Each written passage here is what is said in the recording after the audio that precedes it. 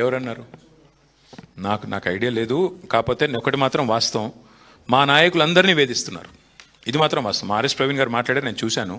మా నాయకులు ఒక్కరిని కాదు, ఈ రాష్ట్రంలో ఉన్న మా పార్టీ నాయకత్వం గ్రామీణ స్థాయి నుంచి రాష్ట్ర స్థాయి దాకా అందరం కూడా ఇలా టార్చర్కి బాధితులమే. కొంతమంది కాకపోతే ఆరోగ్య సమస్యలు వారు ఉన్న పరిస్థితుల్లో వారికి నిజంగానే కొంత అది కొద్దిగా ఎగ్జాజరేట్ కావచ్చు, ఒత్తిడికి లోన్ కావచ్చు, జరిగి ఉండవచ్చు. ఎందుకంటే ఒకటి మాత్రం వాస్తవం, సుదర్శన్ రెడ్డి గారు నా దగ్గర కూడా వచ్చారు. ఇట్లా కేసులు పెట్టి మా వాళ్ళు నర్సంపేటలో ఉండే కొంతమంది వ్యాపారులను వేధిస్తున్నారు, వేధించి నా పేరు చెప్పమని చెప్పి పోలీసులు ఒత్తిడి పెడుతున్నారు. నాకు కూడా వచ్చి చెప్పుకున్నారు. నేను కూడా ఒకరిద్దరు చెప్పాను, లాయర్లకు చెప్పి చూడండి, కేసు ఏదైనా ఉంటే మనం న్యాయస్థానాల ద్వారా మనం రిలీఫ్ తీసుకుందామని చెప్పాను. సుదర్శన్ రెడ్డి గారు ఒత్తిడిలో ఉన్న మాట వాస్తవం, ప్రభుత్వం ఒత్తిడి చేసిన మాట వాస్తవం.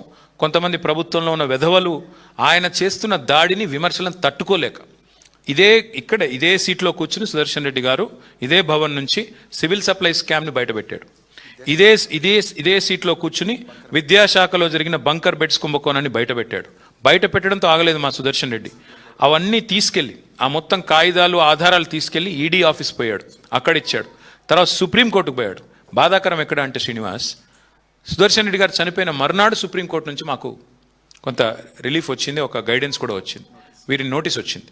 అంటే ఇది వాస్తవం. ఈ రాష్ట్రంలో మా నాయకులు ఎవరిని కూడా వేధించకుండా, ఇక వారిని ఇరిటేట్ చేయకుండా, టార్చర్ చేయకుండా ఈ ప్రభుత్వం లేదు.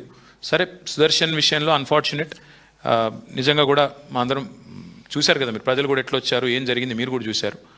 It's truly unfortunate what he's happened, and if some justice can be done, will fight for it. ఎవరన్నారు? నాకు ఐడియా లేదు. కాకపోతే ఒకటి మాత్రం వాస్తవం, మా నాయకులందరినీ వేధిస్తున్నారు. ఇది మాత్రం వాస్తవం. ఆర్ఎస్ ప్రవీణ్ గారు మాట్లాడారు, నేను చూశాను. మా నాయకులు ఒక్కరిని కాదు, ఈ రాష్ట్రంలో ఉన్న మా పార్టీ నాయకత్వం గ్రామీణ స్థాయి నుంచి రాష్ట్ర స్థాయి దాకా అందరం కూడా ఇలా టార్చర్కి బాధితులమే.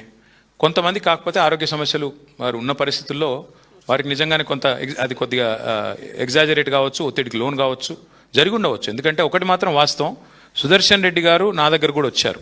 ఇట్లా కేసులు పెట్టి మా వాళ్ళు నర్సంపేటలో ఉండే కొంతమంది వ్యాపారులను వేధిస్తున్నారు, వేధించి నా పేరు చెప్పమని చెప్పి పోలీసులు ఒత్తిడి పెడుతున్నారు. నాకు కూడా వచ్చి చెప్పుకున్నారు.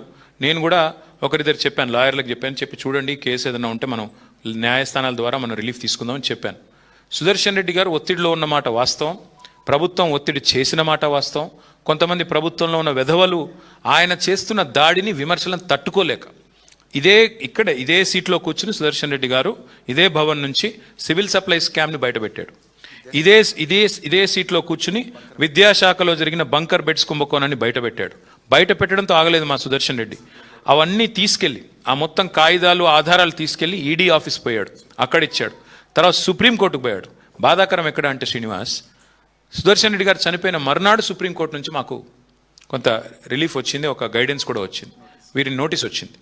అంటే ఇది వాస్తవం. ఈ రాష్ట్రంలో మా నాయకులు ఎవరిని కూడా వేధించకుండా, ఇక వారిని ఇరిటేట్ చేయకుండా, టార్చర్ చేయకుండా ఈ ప్రభుత్వం లేదు. సరే, సుదర్శన్ విషయంలో అన్ఫార్చునేట్, నిజంగా కూడా మా అందరం చూశారు కదా, మీరు ప్రజలు కూడా ఎట్లా వచ్చారు, ఏం జరిగింది మీరు కూడా చూశారు. It's truly unfortunate what he's happened, and if some justice can be done, will fight for it.